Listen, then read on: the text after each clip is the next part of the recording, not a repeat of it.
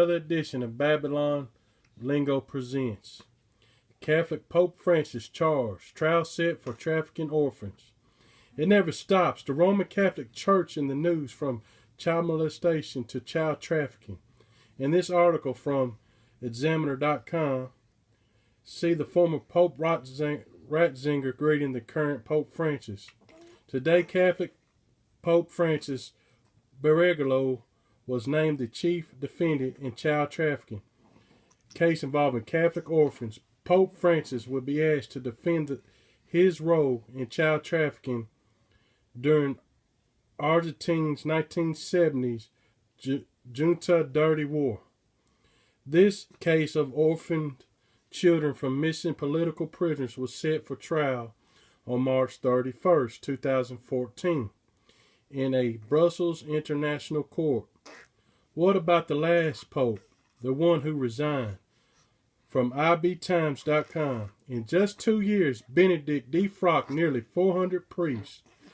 According to documents obtained by the Associated Press, which first reported the story on Friday, the number of priests defrocked by Benedict in 2011 and 2012 reflected a dramatic spike over the 171 priests removed in 2008 and 2009, according to the AP.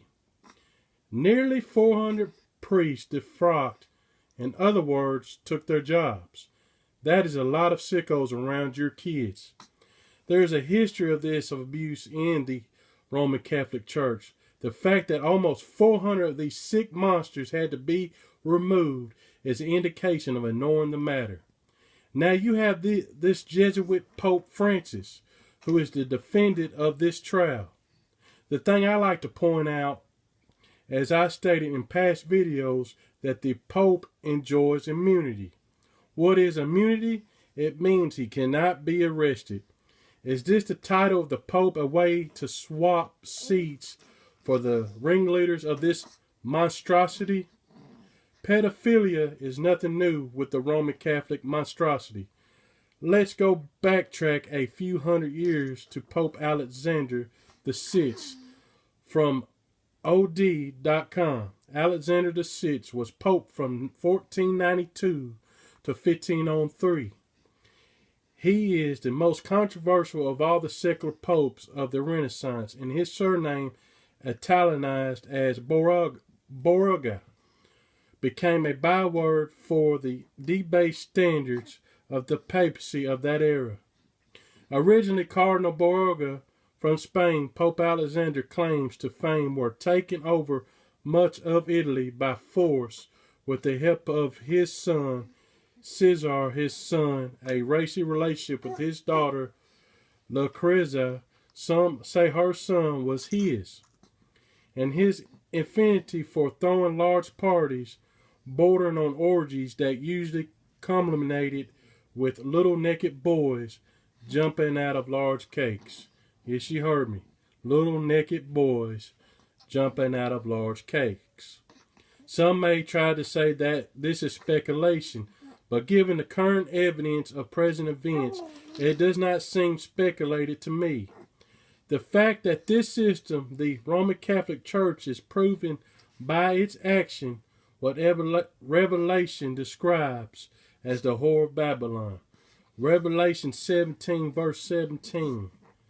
And there came one of the 7 angels which had the 7 vials, and talked with me, saying, come hither, I will shew you unto thee the judgment of the great whore sitteth upon many waters, with whom the kings of the earth committed fornication, and the inhabitants of the earth have been made drunk with the wine of her fornication.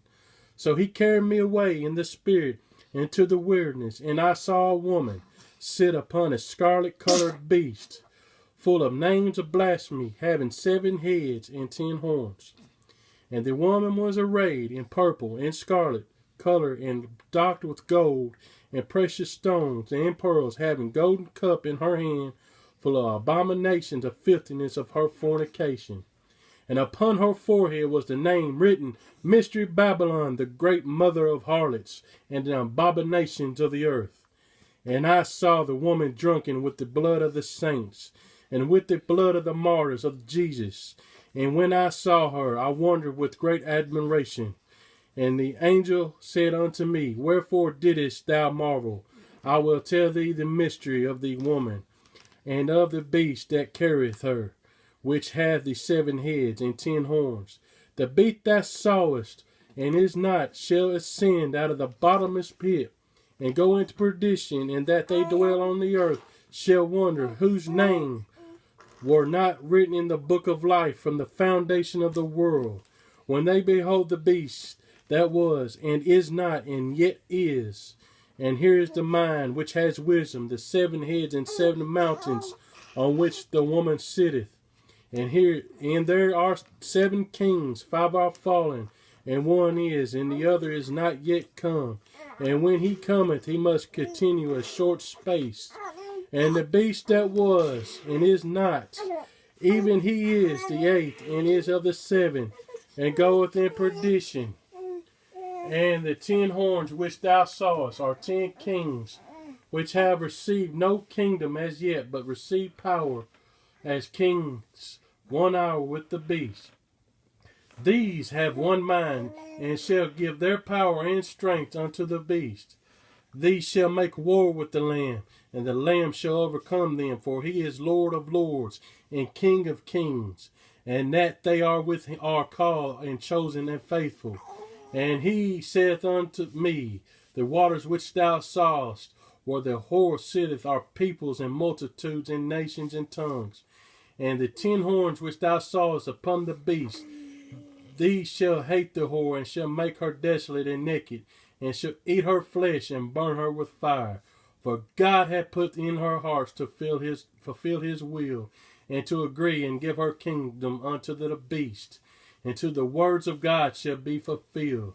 And the woman which thou sawest is that great city, which reigneth over the kings of the earth. As always, I stand by the word.